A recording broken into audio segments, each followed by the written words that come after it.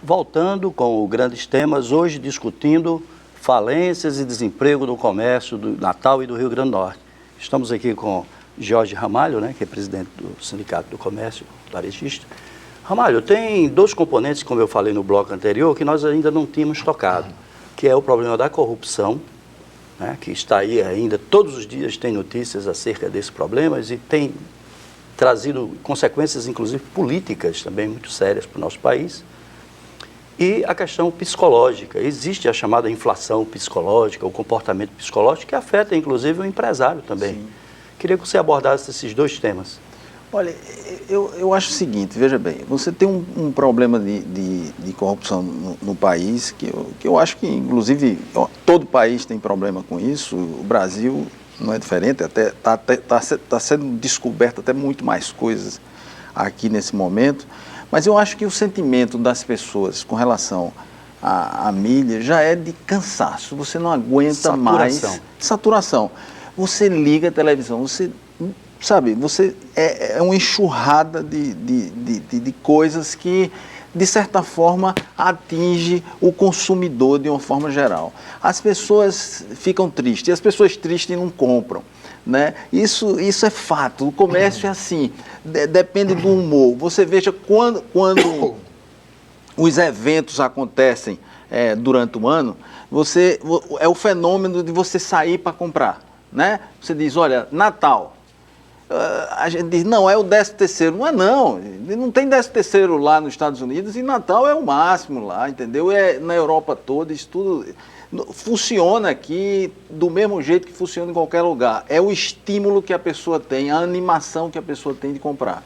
Então, quando o consumidor está desse jeito, ele sai para comprar, tá certo? Ele sai, ele tem vontade de fazer isso. Tem um evento aqui em Natal, que na época foi até eu que trouxe para cá, que é o Liquida Natal. O Liquida Natal é um momento onde as pessoas saem para comprar. O fato de ter a liquidação é o mote para cada indivíduo sair e dizer eu vou no shopping, eu vou na rua, eu vou comprar, tá certo? E está faltando esse estímulo nesse momento, por vários motivos, a gente podia elencar várias coisas aqui, né? Mas essa grandiosidade que está de aluga-se, vende-se, que você vê na rua, a olhos vistos, você está vendo o tempo todo na rua, no comércio, apartamento para alugar, para vender, não sei o quê, e você se assusta com isso, né? O consumidor se assusta com isso. Então, o consumidor, de certa forma, está apavorado com o que ele vê na televisão, no que ele ouve, sabe? É isso. Eu acho que, em algum momento, quando essa corrente começa a diminuir e as pessoas começam a criar confiança, tem uma coisa muito da cabeça, sabe, professor? A cabeça das pessoas transformam uma situação em uma circunstância, né? Você diz, olha, as crises é mais ou menos 50% de histerismo e 50% ela é real, acontece, tá certo? Porque um dia desse eu vi um cara botando gasolina no carro, um frentista, e chegou para mim e disse, doutor, o dólar subiu. Eu disse, tu vai viajar? Ele disse, não. Mas quando o dólar sobe, a gente tem algum efeito na gente. Ele estava dizendo para mim isso, tá certo? Talvez não tivesse tanto efeito, porque ele nem sabe que o pão tem componentes importados, as coisas que ele veste têm componentes importados, que vai atingir nele. Ele nem sabe disso, mas ele sabe que o efeito disso aí vai atingir ele, tá certo? Então, eu acho que a gente está vivendo esse momento de um misto de histerismo mais uma realidade que é cruel, né? Os estados estão quebrados, as prefeituras estão quebradas. Quer dizer, eu acho que o Case vai aparecer agora, ele não tem dinheiro para botar no negócio, a não ser que ele fabrique dinheiro lá. E há essa fórmula também, né? Você fazer como se foi criado, o dinheiro brasileiro é criado através do BNDES, né? Você colocando dinheiro no mercado ali, através de investimentos. Eu acho que, veja bem, a gente colocou aqui nesse intervalo a questão das PPPs, Quando você diz o seguinte, a dificuldade que se existe na burocracia para você implementar uma PPP, eu acho que o que você quis colocar era isso. Veja bem, a gente tem que criar uma situação de tirar essas burocracias para que a iniciativa privada tenha mais dinamismo com isso. É uma tristeza o Brasil, porque tem tanto cartório, tá certo, para atrapalhar a vida do comércio, ou de uma indústria, ou de uma empresa, né?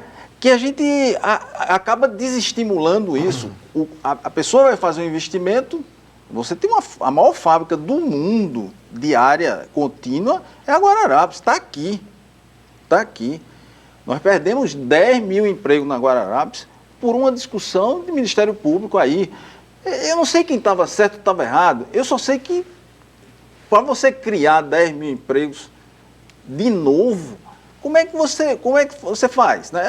Quer dizer, é um esforço imenso. Eu sei que os estados fazem um esforço imenso para criar uma empresa de 200 funcionários, de 300 funcionários, de 100 funcionários. Né? É um esforço imenso para isso. E a gente deixou passar aí, está aí. Ela tinha 19 mil empregos, agora está com 10. Tá certo? Eu aproveitaria. Eu gostaria. Eu queria dar a palavra aqui a Eduardo, porque ele tocou no assunto, daqui a pouco a gente pode voltar. Eduardo, você falou num assunto muito preocupante, que é a questão psicológica, a questão emocional do trabalhador. Ele, no momento de crise, sofre, né? Claro, a pressão para produzir, para atingir metas, para chegar no horário. E a todo instante a ameaça do desemprego. É uma questão que atinge os bancários, que atinge toda a classe trabalhadora, mas alguém que trabalha com o público, etc., como até a própria polícia militar, né, que trabalha ali de maneira ostensiva, está sempre nos consultórios, tomando remédio. Eu queria que você expressasse como é que é essa realidade, o dia a dia desse trabalhador, como é que você está vendo isso lá no sindicato, essas pessoas que chegam, que procuram, como é que está essa realidade hoje para o comércio? Como não é um privilégio só de policial militar, de estar nos consultórios procurando... Os bancários também, né? Procurando ajuda pela realidade que ele vive, da tensão, da questão da segurança, da sua vida, mas em geral, todo o setor de comércio e serviço, como o bancário está no setor de serviço, e os comerciários não é diferente. Quando inicia uma crise, as empresas chegam com as metas, se chama metas abusivas, lá na relação do capital e trabalho. Né? Dentro do direito do trabalho, e o Ministério Público do Trabalho sempre está lá colaborando e fiscalizando o cumprimento da lei. E nesse momento nós identificamos trabalhadores que são penalizados porque chegaram atrasados no dia da greve de motorista. Não tem amparo legal, ele trabalhou no dia que chegou atrasado e no fim do expediente ele foi suspenso por 5 dias. Mas é uma loja de cadeia nacional, não é porque é uma loja pequena, não, a empresa pequena local, não. Essa é uma rede nacional que praticou uma forma dessa. Tem trabalhadores que chegam em estado no sindicato, críticos, que precisam de esperar que ela pare do choro, da emoção dela, quando narra toda uma realidade dessa. Então já está tomando remédio controlado, né? Tem até, nós criamos lá, tem um folclore que os empregadores já disseram que não, atestado médico de um psiquiatra que faz carreira política em Natal não seria aceito, né? Porque era em troca de voto, de favor, que não é real. É porque os empregados são assediados moralmente, sendo cobrados as metas abusivas, e eles chegam a adoecer. Tá? Então chama-se uma tortura silenciosa, que segundo uma estudiosa dessa área, Mary France, que é uma psicóloga francesa, que tratou desse assunto uma vez para a Confederação Nossa, a Confederação Nacional dos Trabalhadores no Comércio e Serviço, um seminário que aconteceu participando em Brasília. Então, essa história, o pior é essa tortura silenciosa. Isso está no comércio e serviço em geral. no comércio varejista, no comércio de setor de restaurantes e bares, que também é serviço. Nós convivemos no dia a dia com os dirigentes desse sindicato, que funciona no mesmo prédio lá que funciona o sindicato dos comerciários, e não há diferença. Tudo que for de serviço não é privilégio dos bancários, que antigamente, ainda hoje também tem as pressões, mas todo o comércio e serviço, ele vive com essa questão da pressão, e a cada momento que há crise, crise em qualquer maneira, quando é crise só naquela empresa, aí a gente nós vamos identificando que os empregados que mais chegam com problemas para ser discutidos, encaminhados, nós sempre temos um núcleo pró-dignidade na Superintendência Regional do Trabalho, nós levamos lá para fazer um diálogo. A Previdência Social tem correspondido no atendimento desses comerciários? Porque agora nós estamos vendo uma medida, inclusive restritiva do governo, em relação aos benefícios, né, da Previdência, né, para quem está dependendo há mais de 2 anos. Exatamente. Tem essa dificuldade de entender, tá? Por que o empregado está com um problema de saúde, que é mental, porque na carteira de trabalho dele está lá como operador de caixa ou um outro atendente, que atendente tem uma empresa de cadeia nacional que bota lá como atendente. Já teve uma ação de repercussão nacional para que se fosse colocado especificamente a função que ela exerce. E que ele tem um desvio de função, desde atender o cliente, a embalar, a ser o caixa. Então, tudo isso tem essa pressão que os empregados recebem. E quando adoece, o período do Ministério do INSS vai dizer, mas quem é operador caixa não tem como ter essa doença. Quem é vendedor, quem é atendente, não tem como ter, O cara está atendendo e está ao mesmo tempo digitando lá no caixa. Né? Então tem esse conflito e sempre vai ter que ter uma pendência judicial para o empregado ter direito ao benefício social da Previdência. Aldemir, a gente passa ali no Alecrim e vê o comércio de camelôs se acentuando, né? Na Cidade Alta também já está se acentuando. Com essa crise, com esse desemprego, a tendência é o mercado informal crescer? Os nossos dados apontam para um reforço dos trabalhadores por conta própria, que é justamente essa, que pode ser formal ou informal, mas há uma tendência de crescimento dos trabalhadores por conta própria, dado que há um aumento do desemprego daqueles trabalhadores que eram empregados. Mas voltando à questão, eu acho que uma preocupação central se nós estamos numa recessão, nós precisamos sair dela. E precisamos nós entramos numa recessão. Quando a gente entra numa recessão, a gente entra num círculo vicioso. Eu aumento o desemprego, com mais desemprego, então a população consome menos. Inflação. Se ela consome menos, na verdade é o contrário, viu? Quando você entra em recessão, a inflação tende a cair.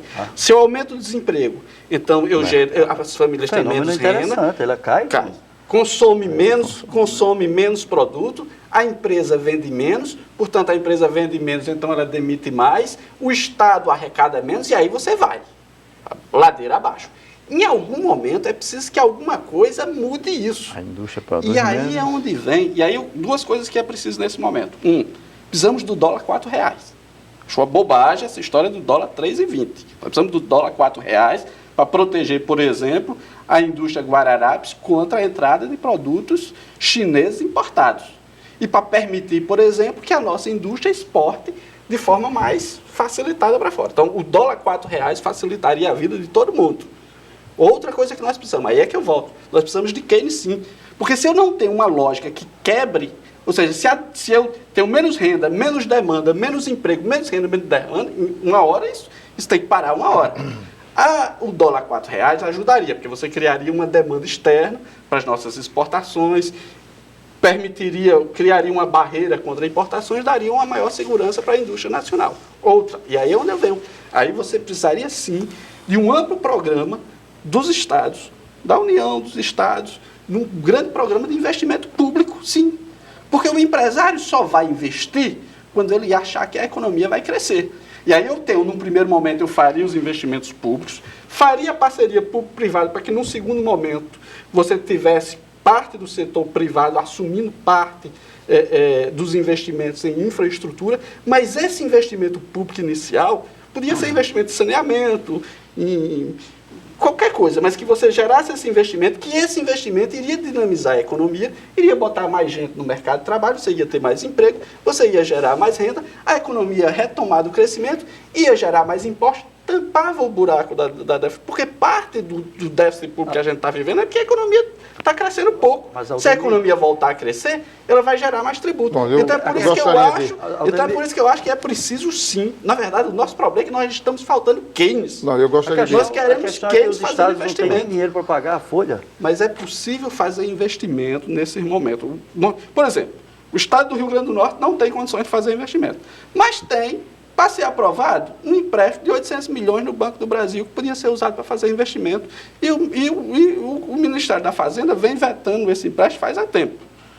Se nós fizermos... O estado do Rio Grande do Norte investe 200 milhões, 300 milhões por ano, desde 2010. Se nós pegarmos 800 milhões aqui, nós faríamos em um ano 2, 3 vezes o que o Estado investe num ano. Então você dinamizaria a economia local, criaria mais emprego, criaria mais renda, geraria mais tributo para que o Estado pagasse esse empréstimo que ele está pegando. Então, em parte, você precisa... O Estado do Rio Grande do Norte, por exemplo, tem uma taxa de endividamento baixíssima. Então, você podia fazer isso sim. Eu acho que nós precisamos desse estímulo direto. Nós precisamos de estímulo direto da economia. E esse estímulo só pode ser feito nesse momento com investimento público. Do jeito que eu gostaria de discordar nesse momento em 2 pontos que foram colocados por Aldemir. Primeiro, porque fica difícil. Buscar Keynes no momento é difícil, porque os países, de modo geral, o abandonaram já nos anos 70, quando um novo fenômeno surgiu na economia, que até surgiu, o professor Duarte, uma certa expectativa. Isso acontece enquanto ele falava, houve essa interlocução. Na realidade, é o contrário. O fenômeno da economia que ele dizia, Jorge, ele deixou de ter validade quando surgiu um novo fenômeno na economia nos anos 70, que foi justamente o fenômeno que o Brasil está atravessando agora, que é a estagflação. Estagnação com inflação. Elas não necessariamente... E aí criou-se um grande dilema de economia, inclusive um debate acadêmico, na academia, quando Phelps e Solow ficaram antagônicos, justamente nessa questão de o que é que geraria essa taxa natural de desemprego. Essa foi uma grande tônica da economia, porque uns diziam, bom, se eu quero combater a inflação, eu vou ter que sacrificar o desemprego. A famosa curva de Phillips. Houve já missa de Requiem para a curva de Phillips, missa de 7º dia, missa de ano, o que você imaginar. Então, foi quando esse fenômeno, a curva de Phillips foi jogada pela janela, distante mesmo da teoria econômica, ela deixou de existir. Eu até aproveito agora para falar que o único livro no Brasil que traz a curva do Phillips foi o meu, que eu lancei de macroeconomia no auge da crise, né? Eu trago isso para provar que ali eu já indicava que a curva de Phillips não valeria mais, mesmo tentando aplicar ao Brasil, que relacionava desemprego e inflação. Quer dizer, foi aí quando a teoria de Keynes foi deitada fora, num bom português lusitano. Deitamos fora a teoria keynesiana por conta desse fenômeno que surgiu na economia. E aí surgiu uma nova escola, que o meu colega ao lado aqui teve todo o tempo batendo na tecla, que é a questão psicológica. Ou seja, surgiu a escola das expectativas racionais, dando o Nobel Robert Lucas, em Chicago. A nova escola de volta aos economistas clássicos, ou seja, Keynes já não está mais na jogada, vamos voltar aos clássicos e ver como é que essa economia pode, o que se passou. Assim como a teoria, eu vou ser bem rápido aqui, assim como a teoria econômica foi dividida, a teoria clássica, dividida em teoria do equilíbrio geral de Walras, que mostrava que a economia determinaria os preços relativos, como houve também a teoria quantitativa da moeda de Hume, que não tinha nada a ver com Adam Smith, mas o David Hume, que, como filósofo e economista escocês, mostrou que o dinheiro tinha importância, daí criou a teoria quantitativa da moeda. Então, para explicar os fenômenos monetários ou nominais, os preços nominais, recorreu-se à teoria quantitativa da moeda, para dizer que quando tinha muito dinheiro na economia, os preços subiriam proporcionalmente. A famosa neutralidade da moeda. Bom, com o surgimento da escola das expectativas racionais, houve um mesmo pensamento. A teoria do equilíbrio geral real, teoria dos ciclos econômicos reais, que baseava que fenômenos, uma guerra, uma nova descoberta, um computador, poderiam ter impacto na economia e isso levaria a crescimento futuramente. Bom, e a outra, que tem um outro ramo, complementando, não sei se eu estou sendo objetivo, Mas um outro ramo, que são chamados os economistas novos keynesianos. Até o nome errado, eles não deveriam se chamar novos keynesianos, deveriam se chamar novos romianos, quando é da teoria quantitativa da moeda, porque eles são romianos travestidos de roupas keynesianas. Então é essa a questão, ou seja, até que grau só o nome eles tomaram emprestado de Keynes, mas na verdade eles não tinham nada com Keynes. Por isso é que esse fenômeno da estagnação e desemprego não poderiam, quando surgir o que é o que o Brasil está tendo agora, estamos tendo inflação, quer queira, quer não, já beirando os 2 dígitos, e temos a taxa de desemprego de 11,4%, uma coisa muito grande. Agora, eu quero aproveitar esse raciocínio só para mostrar para o Aldemir, na minha leitura, que por isso é que Keynes não seria no momento oportuno. Mas Keynes não morreu. Qualquer manual... Não quero entrar, transformar o nosso debate num debate de macroeconomia, né? Mas qualquer manual que você pega hoje de macroeconomia, do Blanchard ao Dornbusch, o próprio FMI hoje preceitua que cometeu-se um erro gravíssimo na gestão da economia mundial por causa de um liberalismo excessivo e caiu-se naquela crise de 2008.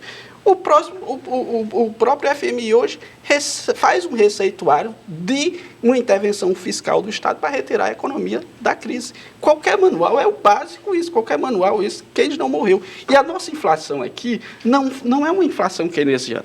Nós tivemos a inflação, o estouro da inflação no início de 2015, porque nós tivemos um choque tarifário grande, que aí foi um erro do governo Dilma, foi ter segurado, por exemplo, as tarifas de energia e de combustível. Segurou, represou por 2, 3 anos e soltou tudo de uma vez. Aí nós tivemos um choque inflacionário e aí a inflação foi lá para cima, para casa dos 10.